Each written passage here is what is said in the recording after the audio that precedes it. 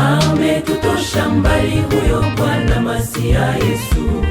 Mahali tulipoanguka kaja akatuinua. Tulikuwa tumetanga mbali na upendo wake Mungu. Huyo Mungu katukubali tena tuitwe wana wake. Tulikuwa tumetanga mbali na upendo wake Mungu. Huyo Mungu katukubali tena tuitwe wana wake. Ametutolea maarifa, vyeo mali tunavyo,